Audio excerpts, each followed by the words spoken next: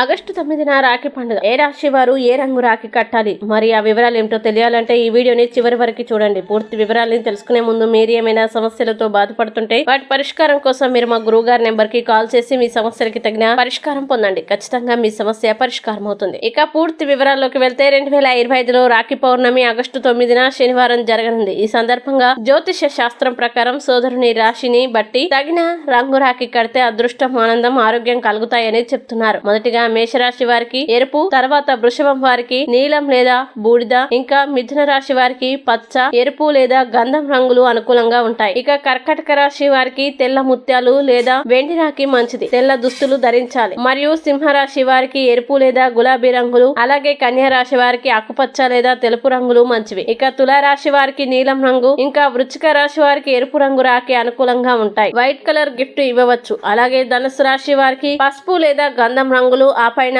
మకర మరియు కుంభరాశుల వారికి నీలం రంగు శుభప్రదం. చివరిగా మీనరాశి వారికి పసుపు రంగు రాఖీ, తెలుపు రంగు గిఫ్టులతో మంచి పరిణామాలు చోటు చేసుకుంటాయి. రాశిని బట్టి సరైన రంగు రాఖీ కట్టి సోదరుని జీవితంలో ఆనందాన్ని, శుభాన్ని అందించండి. ఈ వీడియో మీకు నచ్చినట్లయితే లైక్ చేయండి, షేర్ చేయండి. ఇలాంటి మరిన్ని వీడియోల కోసం మా ఛానల్ ఇప్పుడే సబ్స్క్రైబ్ చేయండి.